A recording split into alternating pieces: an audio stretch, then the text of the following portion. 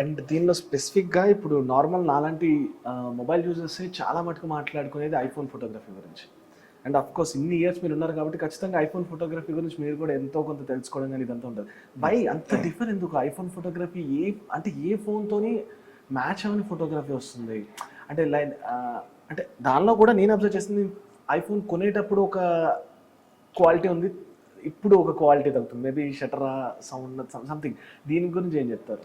యాక్చువల్గా ఐఫోన్లో క్వాలిటీ అనేది ఎప్పుడు తగ్గదు. మేబీ మీ స్క్రీన్లో ఉన్న క్వాలిటీ తగ్గొచ్చు.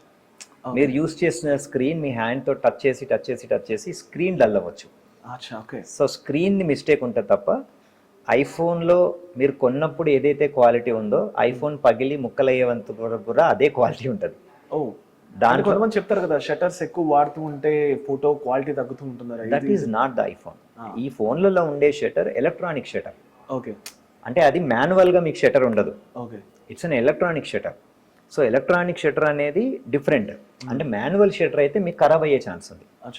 డిజిటల్ షటర్ అసలు అది మీరు ఎన్ని వందల వేల లక్షల పిక్చర్స్ తీసినా సరే అది చెడిపోవడం అనేది ఉండదు. కెమెరాని దానికి పెడతారు.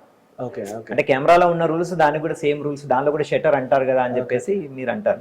మీరు అబ్జర్వ్ చేస్తే అసలు ఐఫోన్ లో షటర్ ఎక్కడ ఉంది? మీకు అసలు షటర్ ఆప్షన్ ఎక్కడ ఉంది చూపించండి ఐఫోన్ లో. మీరు పోర్ట్రేట్ మోడ్ లో తీసుకుంటే ఎఫ్ నెంబర్ ఉంది, అపార్చర్ నెంబర్ ఉంది, కానీ షటర్ నెంబర్ అనేది ఉండదు మీకు ఐఫోన్ లో. కొన్ని ఆండ్రాయిడ్ ఫోన్స్ లో షటర్ ఉంటుంది. షటరు, ఐఎస్ఓ, అపార్చర్ అనేది ఉంటుంది. అది మన కోసం, బట్ లోపల మళ్ళీ సేమ్ ఆపరేషన్ ఉంటుంది. అది కానీ ఐఫోన్ అలా ఉండదు, డైరెక్ట్ వాడే మొత్తం వాళ్ళే ఉంటుంది. సో ఐఫోన్ మిగతా ఫోన్లు అన్నిటికంటే ఎందుకు బెటర్ అని మీరు అడిగితే ఫోటోగ్రఫీ పరంగా డైనమిక్ రేంజ్ అనేది ఒకటి ఉంటుంది అనమాట. డైనమిక్ రేంజ్ అంటే ఏంటంటే ఫోటోగ్రఫీలో డైనమిక్ రేంజ్ కనుక ఎంత ఎక్కువ ఉంటే అంత క్వాలిటీ అనేది పెరుగుతుంది. క్వాలిటీ అంటే ఏంటంటే ఒక ఫోటో మనకు రావాలి అంటే హైలైట్స్, మిడ్ టోన్స్, షాడోస్, ఈ మూడిటి యొక్క కాంబినేషన్. చాలా సింపుల్ గా చెప్పాలంటే ఇప్పుడు నా మీద పడే లైట్ ఎక్కువ పడి మెరుస్తుంది చూసారా నా ఫేస్ మీద, దాన్ని హైలైట్స్ అంటారు.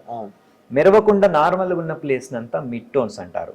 ఇప్పుడు నేను ఇలా చెయ్యడ్డు పెట్టాను అనుకోండి, దీని ఈ లైట్ కి చెయ్యికి మధ్యలో అంటే నా ఫేస్ కి చెయ్యికి నా ఫేస్ కి లైట్ కి మధ్యలో నా చెయ్యి అడ్డు ఉండడం వల్ల ఈ చెయ్యి షాడో అనేది నా మీద పడేది, దాన్ని షాడోస్ అంటారు. ఒక ఫోటో గొప్పగా రావాలి అంటే ఈ మూడు కాంబినేషన్ కరెక్ట్ గా ఉండాలి.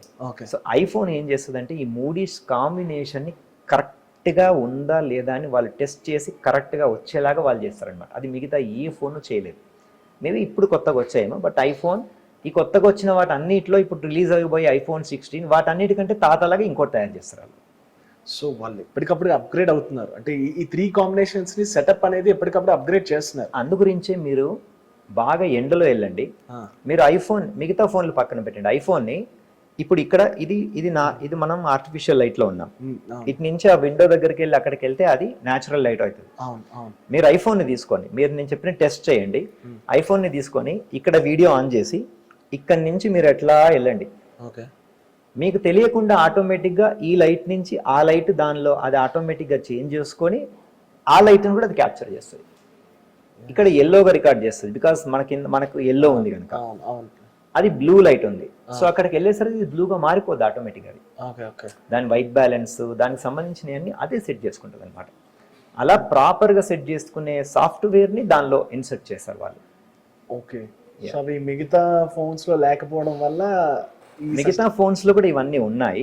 వాటన్నిటికంటే క్వాలిటీ ప్రొడక్ట్స్ దీనిలో పెట్టడం వల్ల, ఇంకా బెటర్ సాఫ్ట్వేర్ దీనిలో పెట్టడం వల్ల ఇది ఫేమస్. వెంకీ గారు ఇప్పుడు వెడ్డింగ్ ఫోటో షూట్స్ అనేవి